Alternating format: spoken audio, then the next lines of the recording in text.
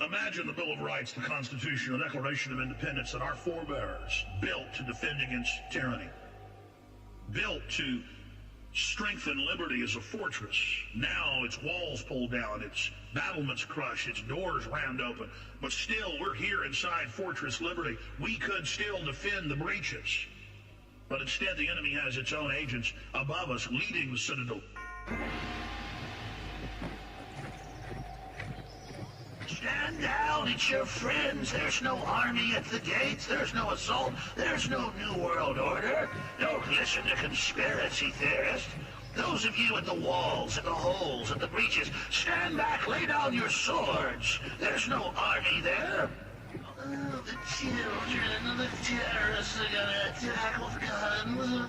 Just turn in the firearms. Just let us have some reasonable gun control for the children so they're safe. Let us ban whatever we want and register everyone, and by fiat ban anyone we want for owning a gun and ban any guns we want. Sign over to international bodies and unity at the UN to control us through treaty. Oh, we just want to be your friend. Just turn the guns in and everything will be fine, and then you'll be safe. You'll be safe. We want to protect you. They're the nice people. There you go. Give me that gun. There now. Now these nice men in black uniforms are going to take care of you. But wait, you said I'd be safe if I did this. You are safe. Safe to be my slave, and I choose to allow you to live.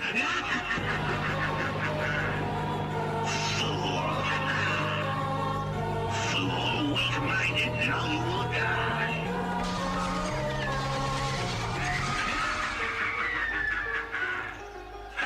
Keep on dreaming. We're on this thing. We're in control.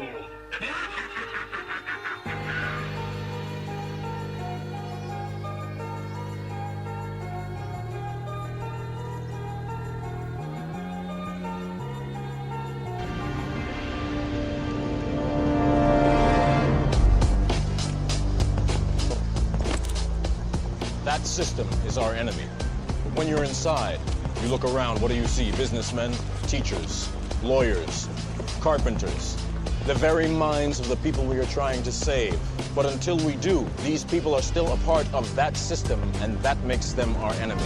You have to understand, most of these people are not ready to be unplugged. And many of them are so inert, so hopelessly dependent on the system, that they will fight to protect it. Were you listening? I was. Look again. Freeze it. While even this one is like the New World Order type theory, to say, you know, there's so many, what to say, signs that it was nearly a prize to the world before it tried to hit World War II. You know what I suppose that one was. Someone else has since might have, as I said, but was, you know, it looked like tied to his worldview and what he was trying to apply to the world. Looked like, you know, what he tried before as the New World Order. And this was tied to what he tried to overtake. He was going to overtake England. I believe it might have been America as well. That was World War II era, and Nazi regime. And you know, there was a lot of ties to what you say that that was attempt at the New World Order. You know, number one from Hitler himself, a Nazi regime. What followed on from there, like you said, if we would apply that to modern world terms, or you know, like the 21st century from 9/11, you know, the terms of 27th, 1933, a fire began that ripped through the Parliament building of Germany.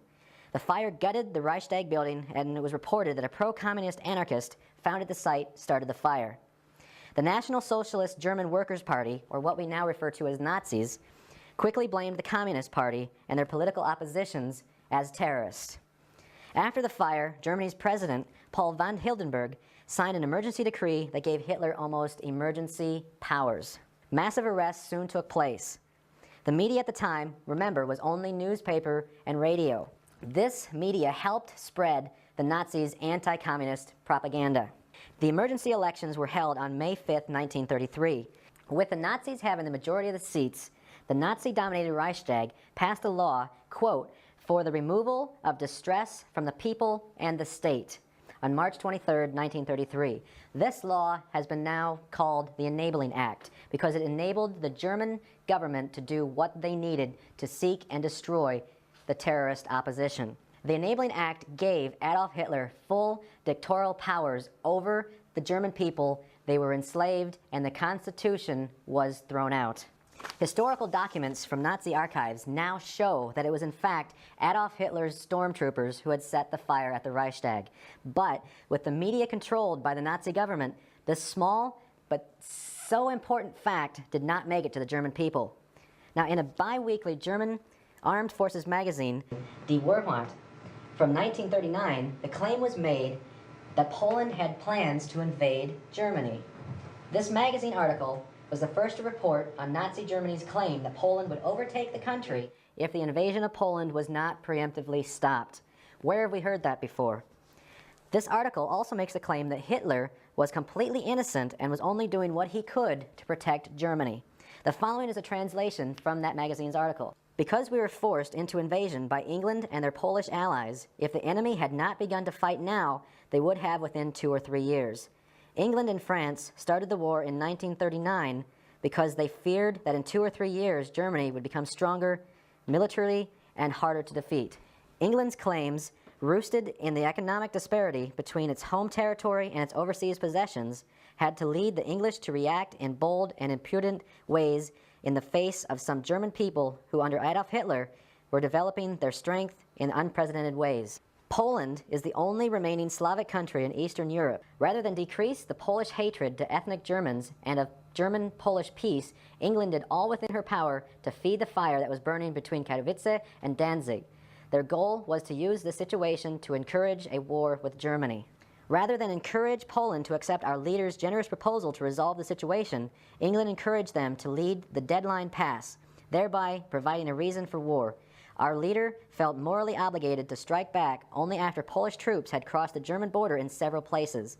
The German fight is a defensive fight. We fight because we were forced to fight. We are fighting for the most valuable possession, freedom. We are fighting for our lands, our skies. We are fighting so that our children will not be slaves to foreign rulers. We are fighting for Germany's freedom and for Germany's right to be a people that has all essentials to preserve its national existence. Our leader has made unprecedented offers for peace and understanding to those who are now fighting against us. His attempts were continuously rejected because they want this fight. We are fighting for a lasting peace. We are fighting to save our children from the unbearable threats of Western democracies driven by envy and hatred. We are fighting for a happy future in a free Germany. David Icke mentions is, problem, reaction, solution, global, tied to the global elites and stuff. Where he said basically problem, reaction, solution would be the attacks to, what would be the taking away the rights little by little, Hitler, tied to, what we refer to what it would have been in Hitler's view. Applicated to Germany was where he made a false flag up, towards what would have fallen onto his new world view. That was Berlin or somewhere. He spoke World War II itself. And like I said, if that was applied in his terms applicated to World War II, in his view it would have been whatever, say if he conquered America, the UK or whatever, with his Nazi world view, I believe it would have been near enough the same as how he would have applied it to the world. The title that he was trying to put this across to the world. He most likely would have said, the problems with World War I and, previous wars in history, or what had been going on, was probably enough theoretic-wise, but, I'll explain more through. And, like I said, it most likely would have been a thing via propaganda and the deception of propaganda, how he would have applied that. The only reason why his worldview, etc., Nazism was stopped in the first place was because of those countries defeating his army in the first place. But like I said, there was a reason why, he called what he called the worldview. And you know, the worldview near enough is tied to what he said he was trying to apply to the world. And if you think of a worldview, a new world order, and what that was near enough tied to, referring back to the quote he originally used on that video, which was near enough to say, you know, of all these problems, he was trying to say the only way he can change, which was Germany, would be to, you know, change things around. You know what he would call near enough threats, terrorist attacks or threats from foreign countries. And you know, this was his use of media propaganda of how he would have fought his country, overthrown them, and like he said, through deception, to the point where it ties to basically, you know, they realised it didn't shatter, and it'd be too late. And, as I said, there was a reason behind why everything went from there. I mean, like I said, what we could apply to the New World Order, or what they say is the plan for it, world martial law. It's the same kind of application, tying to what Bush said, you know, in his changed words of Hitler's own words, and what tied from 9/11, false flag ops, ties to false flag ops, same words Bush used after 9/11, as Hitler did, in regards of what was a false flag op, Berlin, building burning down, and what people have been saying is, you know, basically a plan to global domination using what they would like as a problem, reaction solution, and you know, resolving global problems. And you know, what he was saying is global problems, global solutions, applied from you know, to a bigger perspective. And the global problems, like you said, would only be when you know, 9/11 and stuff, and all these attacks, which would have been false flags, you know, where the elitists would use. Been coming together right now with the situation in ISIS. How do you break it down? What's your understanding of it?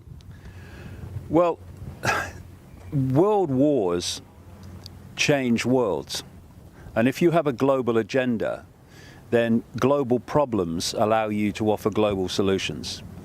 And if you look how the world was transformed by the First World War and the Second World War, the world was a completely different place after both of those wars. And the idea all along has been to have a third world war to complete the transformation into a global state with a world government and a world army dictating to the global population. You know, is what they're known is the same application as Hitler tried to do near enough on Germany. And like I said, it would be we've had 9/11, we've had 7/7, Madrid, Paris, Sydney, etc. Going on and stuff. And, you know, it would be the turnaround on this application to say we need some kind of new world order or a global solution. And whatever they would have done, you know, they would have pushed their way to the right, to the point that, you know, it might have took democracy partly of those populations to deceive them into leading to that. And then basically what it would be is when this world martial law was applied, in my opinion, which we'll go into, would be, you know, that they'd realise it wasn't as what they thought it would be, a global solution for global peace. And you know, where people think it'll stop all these terrorist attacks, we believe were false flag ops, you know, tied to Hitler's techniques, which was based on deception to overthrow his own people. What's not to say that this can be used tied to what looked like global domination from him applied to the 21st century. And you know, that's the kinds of that's the minds of masterminds about how they plan something out, something like that out. You know, if they wanted to. And like I said, it's all based on the deception. It's based about catching people with their pants down, tied to Hitler's technique again. That when they realise that no rights are taken, it's too late. And it's too late for them. Like I said, the only way to do that was to fool them and make them believe he was their ally, and therefore the global solutions would be to deceive those people to believe, you know, it's all friendly, and when they turn around and realise there's a martial law going across global countries, i.e. New World Order, and they saw what was going on, again they'd be caught with their pants it's down like Hitler plan for Germany, just globally applied. And like I said, what refers to what I was going to go on to was the 99% of the world, and the 1% elites running it. Now, you know, everybody knows tied to what I said. You know, 99% of the world realising that they were basically going to be, you know, slaughtered or whatever, like the worst pieces of stuff in the world. I mean, if you were put in your shoes, if you were 1% part of the world, you knew that 99% of those people, you know, could basically overrun you. The only way you could lead them into their fate is using deception, make them believe they're your allies, and they're victims, and use false flag ops techniques, you know, for your own needs to make them believe, you know, it's not you doing it, and you know, it's what you would call terrorists and stuff. And you know, so far it's working so well. This is what ties to what Sun Tzu did, the art of war, which I believe Hitler copied himself. That near enough was what he did. What I was trying to briefly explain through Sun Tzu was like I said, he had a big continent to overthrow all of his enemies. So what he first did is, you know, he made all of his enemies believe, you know, one by one, you know, that he's their allies. You know, they're all his enemies in his eyes. And what he did little by little was sit there with his own army, from the looks of it, make those enemies across those continents probably via deception, you know, destroy each other, and then, you know, he waited until to step in at the last minute with his army. When the last army was so small, he deceived to say he was their ally, to turn around and go, not really, you're my enemy too. And you know, that's how he probably would have defeated his. Whether he used some kind of false flag technique to also do those things, you know, to cause conflict. All it is near enough, you know, like false rumours or things like false flag op style techniques, where he could maybe have made those people believe, you know, like his enemies, that, you know, these are your enemy because they did this. And like I said, that's how it would have gone. I mean, it would just be the only way solution to defeat a big continent if you were one small army. And Sun Tzu learned well, and he succeeded well. And this is what was applied to the world via, you know, what Hitler copied. Sun Tzu based on populations tied to, you know, not just the population, but a world population, to overthrow them. Them being your enemy, but making them believe, you know, you're their friend. This would be tied to a... Now, my method essentially regards terrorist events as composites. They're a point of intersection of 3 or 4 different levels of reality. And the main thing you have to understand is you've got certainly the people you see, right, the ones we've just showed you, Atta and company. Those are the dupes, the useful idiots, the fanatics, but above all the double agents who run them. Those are the scapegoats who are going to take the fall. The problem you always have to apply is, does the patsy have the physical technical ability to create the effects observed? Can Lee Harvey Oswald, using the Mannlicher Carcano 1917 rifle, successfully fire the requisite number of shots with bolt action in the time that he has? No. And it doesn't depend on his criminal intent. He can have all the criminal intent in the world. It won't let him do it. And these guys, you can say, oh, they hate us, oh, they hate us. Doesn't matter how much they hate you. They can't do it. Okay, so this is a whole world of provocateurs, double agents. This is sort of the wormy underside of FBI, CIA, NSA, the rest of them. You've also got to look for moles, government officials loyal to a private network. This is important. They don't follow the chain of command, even. They're certainly not loyal to a constitution, but they're rather loyal to a clique. It's ultimately in Wall Street, but it's also senior government officials, generals, and people like this. Those are the moles. They also have to organize the cover-up. The moles have to make sure that nobody interferes with the patsies before the fact. Not because the patsies are going to carry out the attack, but because if the patsies are already in jail, you can't blame the crime on the patsies. So they've got to stay free, and then they've got to be arrested immediately, and you've then got to have a cover-up. And then you have professional killers. There's got to be a role in this for, I believe, a privatized command center. There's got to be a role for assassins, in other words, people like the people who really killed Kennedy, coming into town, getting out of town.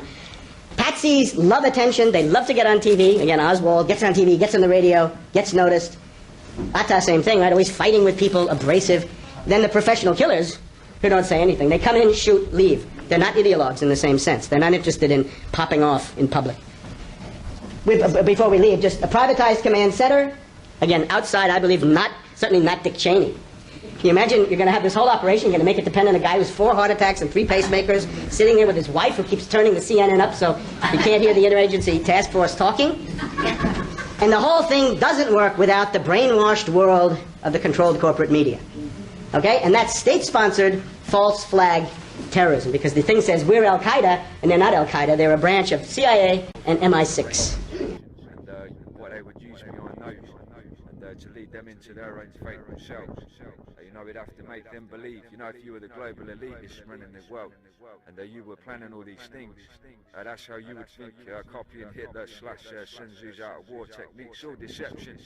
And like I said, what it would tie to 21st century terms would be like the global solution from the global problems of 9/11, these continuous, what they stated, terrorist attacks across the world, and you know that the world and the brain, you know, the blinded, more kindly put, global population who believe through their media that it was actually these terrorists and false flag ops.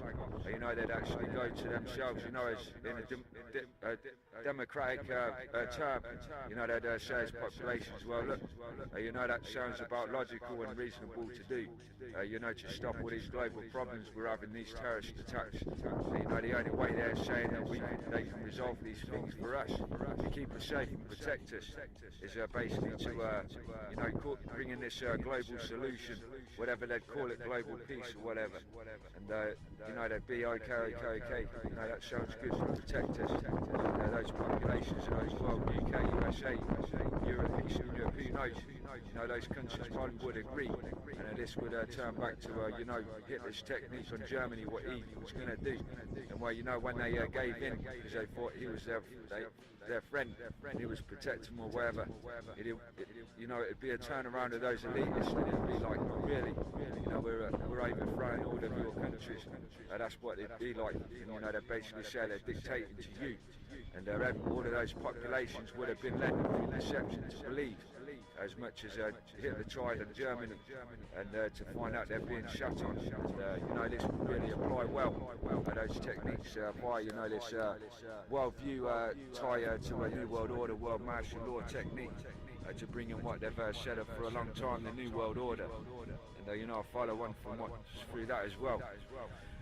But like I said, that's basically what it looks like it was, tying back to the worldview what Hitler had, and you know, like the Nazi regime.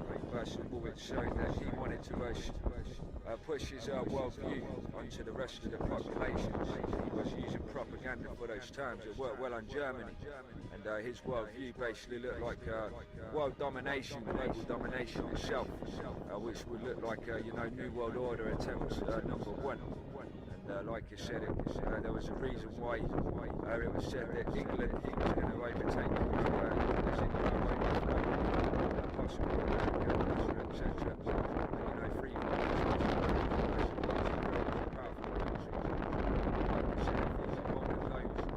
possibly controlling their militaries. It probably would have been easier for him to overthrow any of the rest of the world with the powers they had against, you know, if he owned those. And to me, you know, it really ties the obviousness to what looked like, you know, the global domination tactic, New World Order style of attempt #1, and that was World War II. Possibly, you know, people like Churchill, etc., probably knew more beyond what his real plans were anyway. Probably their secret service more than just what it was shown to be the Jews in, you know, Auschwitz and stuff. But you know, I'd keep those things in mind, because people can be blinded. I mean, what I'll point out in the first thing about, you know, if you're skeptical, is to ask why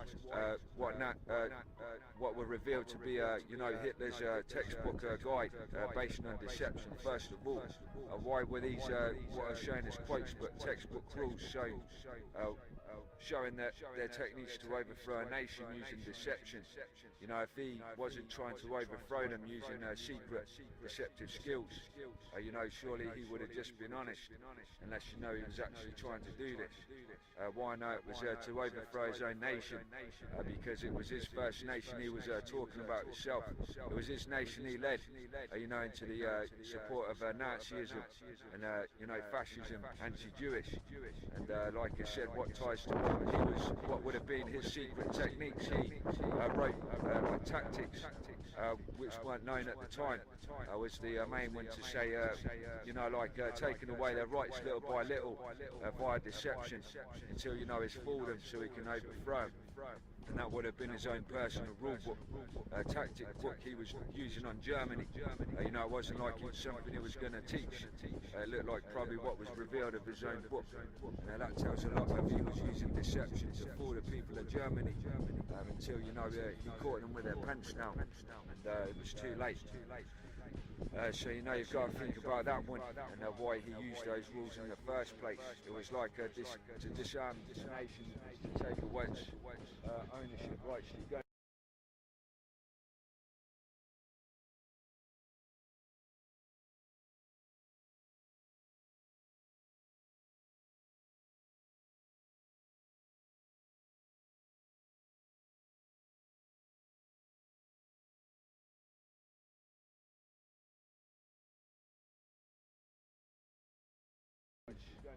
And this was tied about taking away their rights little by little. I mean, I don't know much about Germany's history in regards to disarming its citizens, but if that was behind World War II, or it was going on in regards of what was the Nazi regime, what these tricks he was using on the German people, I've got to always ask myself why did Hitler have this textbook rule book of his own, possibly, where it showed he was having plans to use deception to fool his own country, you know, into you know, taking away their rights and then basically overthrowing them.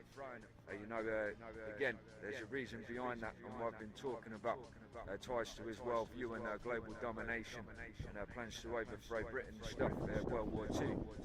Like I said, to me, it points out the obviousness of New World Order attempt number 1, which also means that the New World Order, which is being ridiculed as conspiracy theory, is most likely possible, and you know, it nearly happened before. What I was saying before in the other videos about the other proof of you know, a plan for, although subliminal plan for a New World Order is the American $1 bill. On the back of that you will see, you know, on there, you know what, it's an Illuminati pyramid. It's got the eye of Lucifer, the eye, all-seeing eye, and it's got a lot of satanic symbolism to it. And basically, from that one, you know, it's basically, to me, you know, it's like a subliminal sign which none of the American people, which most still don't realise exists. And like you said, without them realising in their face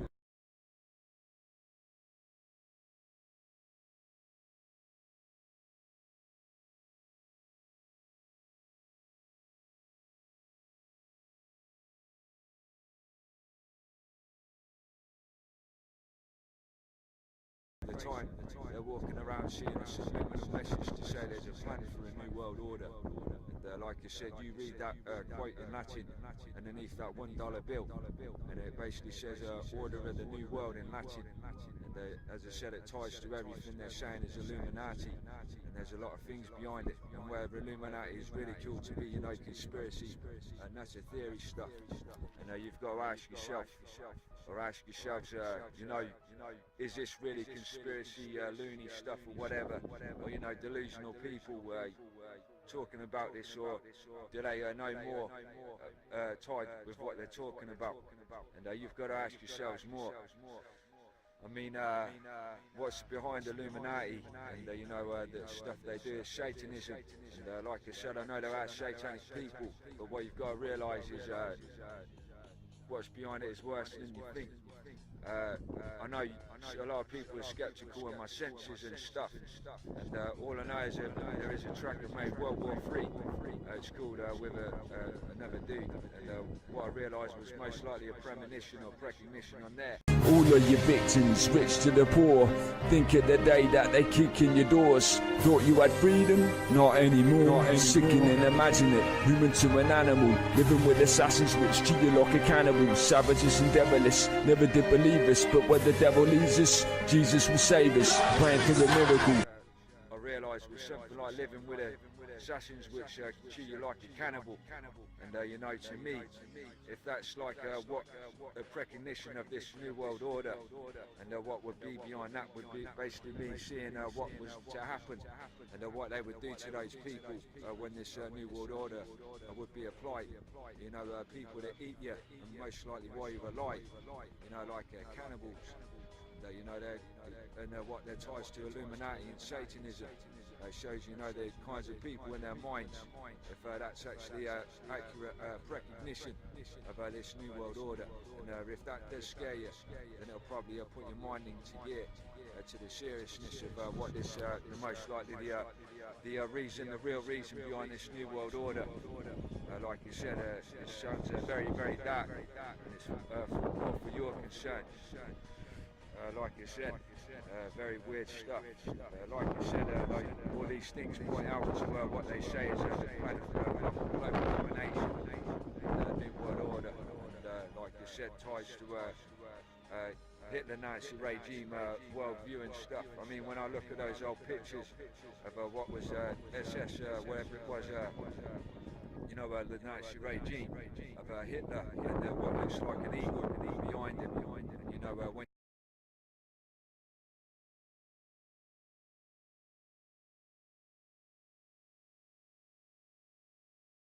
you see that, you know, it looks kind of odd, you know, what that was all about. If you see those pictures, well, try and find, you know, it looks very odd, like you said to me, you know, it looked like something from a film. You know how it was laid out, wherever that place was, somewhere in Germany, and you know, like the Nazi people with Hitler at the front, and you know, the big badge behind it. But as I said, that to me, most likely was to what it was all about, World War II, which would prove partially there was already an attempt for a new world order around the 40s times. You know, then luckily it was stopped, which is why I'm trying to tell you that if you're still sceptical of this new world order stuff, it's most likely being attempted again from those global elitists to you know, do again, and this time they're using the same techniques as Hitler tried, the problem reaction solution false flag ops that Berlin he used. And like I said, what they're using with suspected false flag ops stateside and stuff, you know, to deceive those people into believing it's terrorists, it's not false flag ops, and it's not them doing it, elites who are the main people, and you know, to overthrow their America, England, Britain, most of the world, and what the darkness shows to the side of the real motives behind it. Now, you know, if you think about why they're using these techniques, and what my suspicion derived on, you know, stateside, you know, what I was saying before was that there's a reason. What they're known, the elites, where they're running their place, would be known is to why they're saying they're using those deceptions via suspected false flag gun control, false flag ops techniques, as to why, you know, they want to disarm those nations. And there are also signs of martial law. What I was saying before, they must know that something really evil is going to be done, applied from this martial law, for them to make sure those citizens are disarmed, and you know, they don't stand up as if, you know, if they knew there was a martial law, you know, they'd want their guns to protect themselves as if they knew they were going to be killed, and you know, they'd have to defend themselves. You know, even in America, if the martial law was fairly applied, and those citizens, which if they generally knew that it wasn't anything dangerous because it's tied to what they call threats of terrorism, to protect them or whatever, you know, they'd most likely, as legal gun owners over there, you know, not even have a reason to feel they had to use their guns unless they knew that guns were going to be used against them by their own federal government and stuff like that. And you know, there's a reason why they're disarming them at the same time, you know, trying to apply martial law, which is showing signs, which means most likely derived from a suspicion that they're most likely planning to do something very evil to the American people when this martial law is applied. And what I'll go from there as to say why, as if they know that if they found out what was going to be done to them, possible, you know, cannibalism and being eaten, which sounds OTT, but as I said, it's not accurate, it's partial premonition. they would, wouldn't you? If you had gun ownership rights. And so if it did happen, and evil, nasty stuff like that was being done, gun owner in America, even if you were, a patriot or a law-abiding citizen, it would be where you turned around and said that's not right. And I'd rather, defend myself than be chewed up and eaten, or God knows what else done to me. No, it's a very serious concern to divide suspicions of someone using them. Like I said, the billions of rounds, the idea of it was bought, just for America, which is enough ammo probably they could use for World War III, to fight, like a bigger continent like Europe. And they're using this just for personal domestic use, tied to martial laws and gun control. It's very, very odd stuff as to why they need all that ammunition and how much money they spend on it, tied to these things. Like you said, it's always to take into consideration and, keep into mind. Like I said, there will be people out there higher up who know how serious the people are who are known to be the elitist bankers. And that's probably why they're too scared to speak out against them. Like you said, tied to what Woodrow Wilson said. He said it very firmly that people of Congress should not ever raise a tongue or something in condemnation of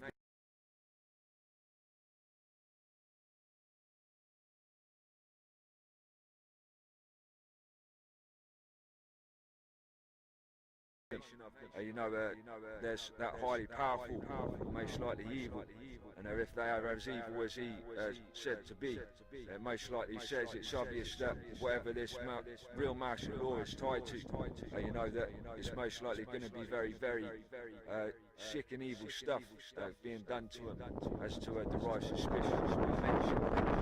It's very, very odd stuff. You've always got to take those things into consideration too. Like you said, there's so many things that tie to signs of this world martial law, and like you said, as much as anywhere, like you said, you've really got to think to yourself, and like you said, it's always up to people to think for themselves and make the choice. But like I said, I know it's not as sweet as it seems. And like you said, militarised police and stuff. Just for riots or, the smallest things, up the stateside, there's showing real big suspicions behind those as well. That's all I know on that one. And like you said,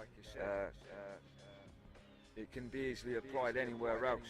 What I was going to lead on from this, the signs of the martial law. The signs of martial law stateside mostly, and the ties with, this close-out war with World War III with Russia, USA, China, etc. And how close it is to what shows the signs of martial law in America, tied to world martial law. Now, in the eyes of a global elite, if you wanted to overthrow, the world with world martial law, what country would you first want to have preparations for world martial law be? Would be the United States of America, a very highly populated country, and even more, the power the citizens have with the Second Amendment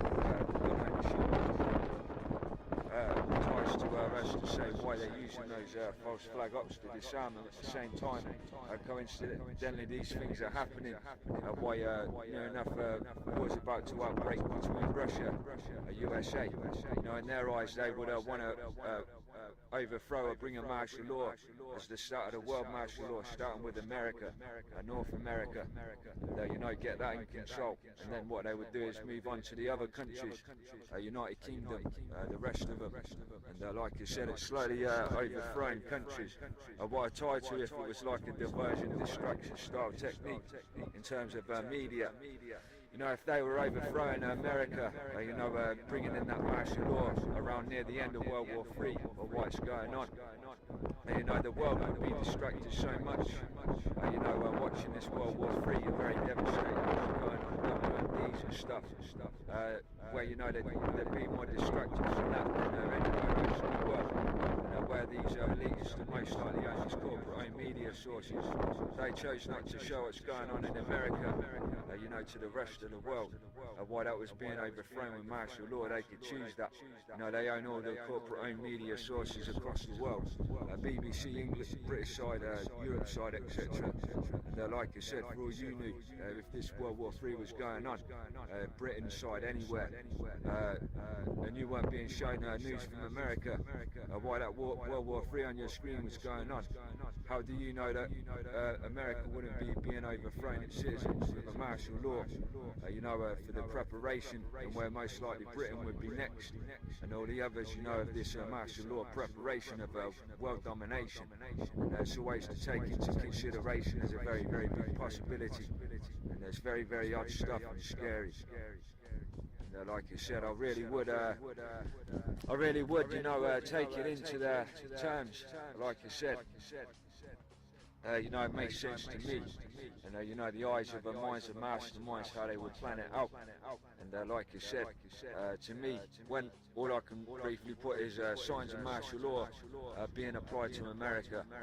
We've got World War III about to outbreak, New World Order / World Martial Law, which is a World Martial Law, World Martial Law, America.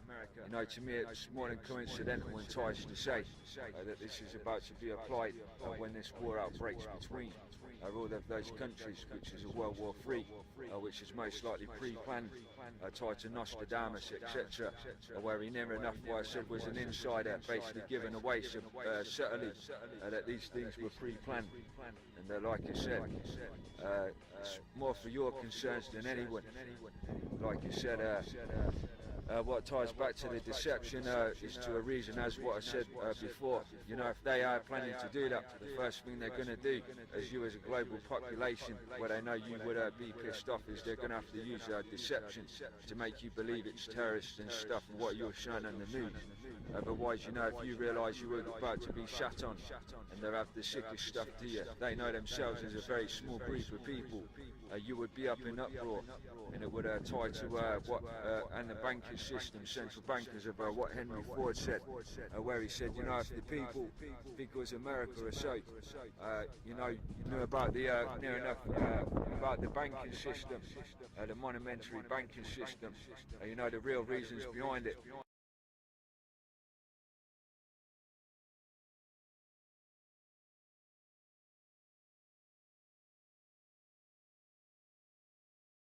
He said there'd be a global, a revolution tomorrow, before tomorrow morning.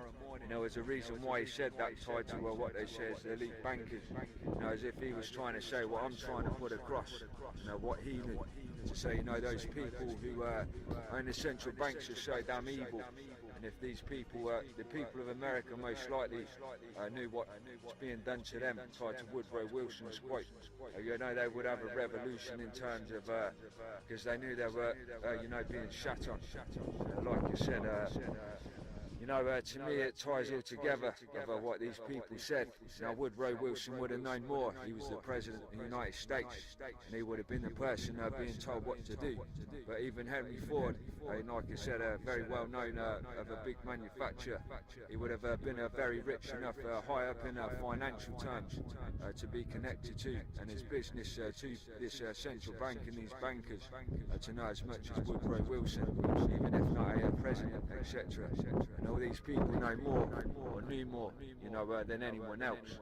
And when you tie those things together, you know, they become more obvious or more suspicious. And, you know, it's very odd stuff. Like I said, you know, I just want to put that out there. Like I said, there's something behind all of this stuff that's going on. Like you said, it's always in the choice in the hands of people to take it in, think to themselves, you know, possible or not, or if possible, how serious it is in their concerns, about how insane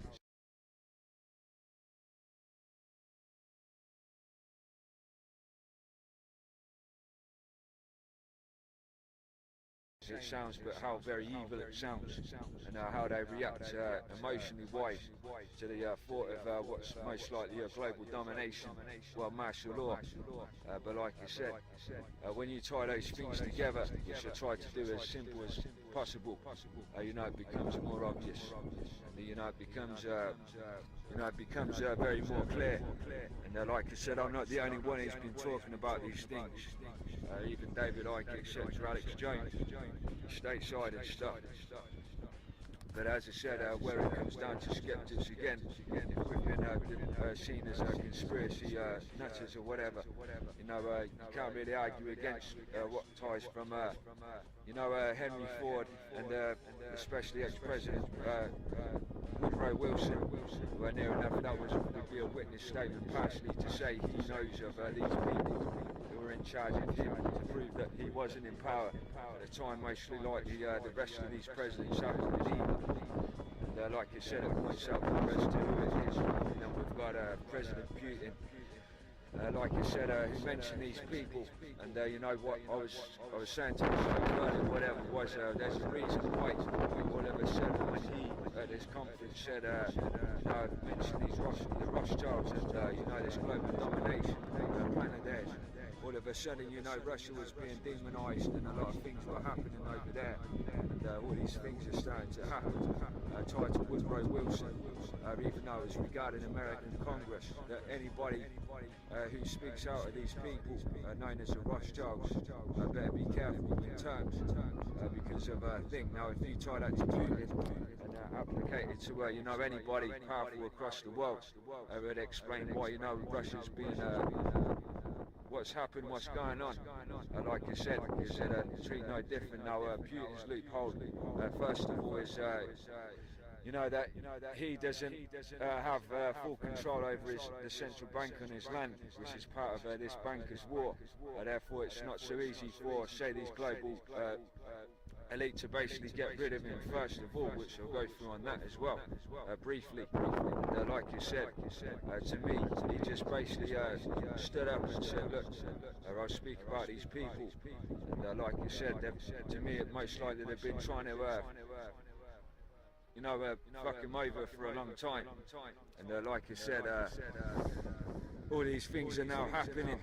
And like you said, in the eyes of what tied to my other video of bankers was, even more in their eyes it would be. I'm ashamed to say they want full control. It would be like where they can overthrow Russia. They can get full control of the banking system, economic system, full profit from there.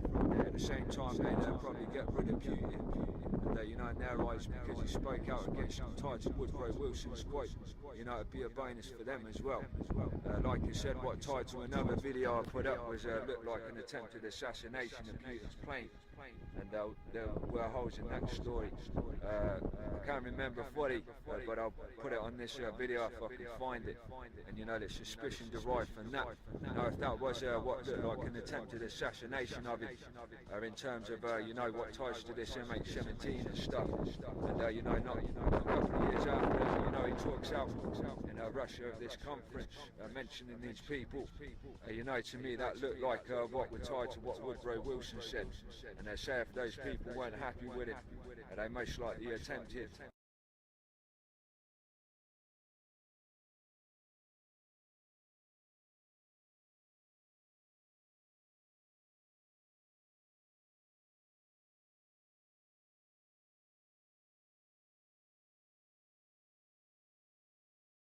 Hey my friends, this is Evangelist Anita Fuentes coming to you with Open Your Eyes People breaking news. Breaking news, hot off the wire, concerning the jet, the Malaysian 77 jet that just crashed over in the Ukraine and Russian border. Well, I got top breaking news that just came out hot off the wire concerning the fact that President Putin's plane may have been the very target for the Ukrainian missile, according to Interfax sources. Check this out. Malaysia Airlines MH17 plane was traveling almost the same route as Russia's President Vladimir Putin's jet shortly before the crash that killed 295, according to Interfax news agency's reports citing sources.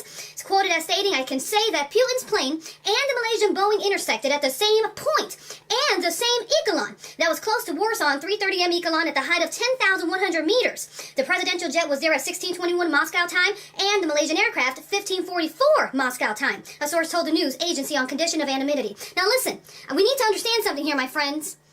Asia not Asia, excuse me, Russia, Vladimir Putin's Russia, just came back from a South American tour where he's just initiated and started a brand new international bank called the BRICS. Stands for Brazil, Russia, India, China, and South America. Now, we reported it here that Vladimir Putin may very well be an attempted assassination because of the fact he's going against the plans of the New World Order.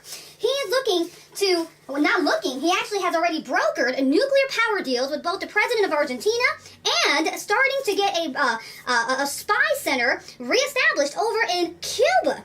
With that, this new monetary bank called the BRICS is expected to give the IMF, the International Monetary Fund, and the World Bank a run for their money, because this new bank will provide money for infrastructure and development projects in BRICS countries. Again, the BRICS countries are Brazil, Russia, India, China, South Africa. This totally takes away from the Southern dominance influence, the Western dominance that they want to break themselves apart of. We've reported it to you before. We're going to say it again. Is Vladimir Putin, the president of Russia, is he being targeted for assassination because he's going against the New World Order? Follow us on our Facebook page, www.emof.org. You go to our Facebook link on our website. Join the conversation. We look forward to coming back to you again. God bless. Was a attempted assassination of Putin. There were other things that tied to it to say it was false flag up on other terms, but as I said, that goes into a possibility of the others. And, you've got to take that into consideration. You know how he near enough was killed, or possibly attemptedly assassinated from his plane, nearly enough being shot down. Like I said, not long after, he talks at this global conference mentioning Rothschilds. And world bankers and New World Order, and what ties to Woodrow Wilson, what he said about people shouldn't speak out against them. It derives suspicion, and to me, it's like they brought themselves out of their shadows near enough suspiciously when he mentioned this, and then all of a sudden all of this stuff was going on. To me that would say a lot behind that situation and him himself. Like I said, what I briefly remember from the video was what tied to this MH17 and the flight path of, where it was shot down was a very similar flight path to Putin's plane, and near enough the same sort of time he was flying over to say, what one part of the possibilities I put in to possible false flag motives and stuff was it was probably attempted assassination. Like I said, it could be that possibility. The other one was, a false flag up to cause this war in the first place, to sanction Russia, and cause this carnage. But I'm just trying to tie these things together and try and make you see, there's a lot of holes in stories, and there's a lot of things that point to, a possible world martial law, New World Order, and the things behind it. Like I said, what's going on over the world, like recessions and stuff, we've got Greece near enough, what happened in Spain, what they've been protesting about, and what happened when they had a recession, economically wise. These things are tied to the same people who are supposed to own, the economic system of those countries and stuff. Like I said, one video I put up, I did see Jacob Rothschild was on one video where he was actually in Greece at the time when this recession was going on and stuff, although he didn't really tie himself to have an involvement of, more so to it, but he was partially talking on that situation, I believe, if I remember right, and that was weird as well, tied to what they're said to be, like I said. And so, I just want to put these things together and try to connect the dots, like I said. I don't know, as I said, even I find it hard to imagine, what they say is Jacob Rothschild or any human being in the world, being that dark-minded and, what they're said to do and be satanic and do the most evilest, twisted stuff. But then again, as I said, I wouldn't be surprised, if they are like that. So, I just want to put that one out there as well, and make sure that that's taken into consideration. People think to themselves, of the possibilities, and whether it concerns themselves or whatever, or anyone else in their life. I'm just trying to think of anything else. you know, what I could think of to put in this. But like you said, I think I've near enough covered it all. What I've been going through. Other things trying to world martial law. How you doing? Is just trying to think of anything else now, what's going on, apart from the false flag ops and stuff, and what are being applied to populations across the world, not just what Hitler did on Germany. There's saying a lot behind that one as well. You know, they're using it on certain countries, although Paris, it seems, has been twice now, but the rest have been certain places over the world. You know, which tried what Hitler did on one population, his own was Germany, to cause what he planned to do, to overthrow his country. Now, if his methods, what he used to overthrow his country, was applied through the global elitists like Rothschilds or whatever, you know, to do the same, but using deception via false flag ops, you know, on populations, surely you would use it against America, England, Australia, France, and Spain and stuff, all the other countries, to use the same technique applied worldwide in terms of, you know, overthrowing the world, which would tie to, you know, a global domination, and what's beyond what's suspected the motives behind that. And like I said, it would work well if applied, you know, to other countries using the same methods, 21st century tactics in what they call terrorism, which isn't setting things on fire, but what they're showing is what's being done. And as I said, it's fallen a lot of countries so far. It's fallen America, it's fallen Britain, it's fallen Australia, it's fallen France, it's fallen Spain. You know, most of those populations, and like I said, if that's the very, very big possibility of world domination to overthrow those countries, and if it nearly worked well for Hitler, if those are applicated, you know, in 21st century terms, you know, it's going to work well for them. The only downfall was Hitler was being discovered. They're not winning that war. And, like I said, what would tie to Henry Ford's quote to say, you know, these people realised as much as if Germany realised in World War II before all of this, you know, they would have done the same. You know, they would have revolutionised, most likely stood up against Hitler. You know, they would have saw that he's not really their friend, and they're not really they're seen as his enemy. And they would have been so damn mad that they would have stopped it. And this is what tied to his techniques of deceit as to why he used that, as much as it would be applied to the world. And those populations, Australia, Sydney, Paris, France, Madrid, Spain, London, England, New York, United States of America, etc. Now, there's a reason why it all ties to 99% populations to 99% world versus the 1% elite bankers who are known to be behind of all of this stuff. And as I said, in the eyes of them, it doesn't matter who you are, what I was saying before, especially those people of how they would see they work on superiority in your money, and anyone with less money than below them would be seen as nothing. Like I said, no matter who you were, and you know they'd most likely shit on you as well, and you know it concerns everyone. And like I said, to me, in the eyes of what seems to be the mind states of those people, they don't really care about anyone but themselves mainly. And I won't be surprised half the people they would have bribed to do their work, no matter who they were, if they did something to them to take their money back off them as well, if they decided to. Like I said.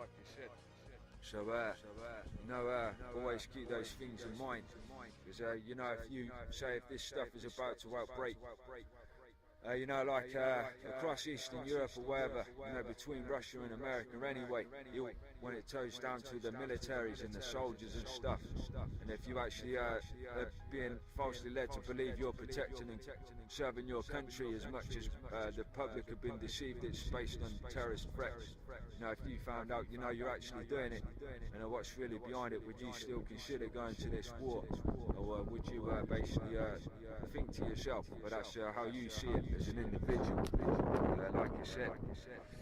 To me, you know, if I was a soldier, I would have worked what would be known for blood money, or what would be behind what seems to be the plans of behind this world domination. And like I said, to me, it's something I would back down from. And like I said, I just want to put that out there. And some people would probably end up listening through this, and you know, seeing the obviousness of it or the possibilities, and some will just remain ignorant. And you know, it's like to have their ears covered and not want to listen. But like I said, the more people I can hopefully wake up or whatever, you know, the more I hopefully can, you know, see that, make them see that it's very, very possible. And like I said, all I know is if you want to revert back to you know, these problems that we're having, and you take away the perception of what you were shown through media deception to change your misconception. Now if you actually see them as a false flag, and take away what you saw in the news and see that these were false flag, this was false flag, this was caused to cause what it's causing, and you see it that way, would it make you change your views on what you've seen? You know, to see they were staged and the real motives behind them. Like I said, we're referring back to, which are going to always leave us choice to people to do. But like I said, I mean, when it comes to what they call conspiracy theorists, which I actually call private investigators and stuff, you know, versus what the mainstream is. You know, surely you want to listen to both sides anyway, instead of listening to one.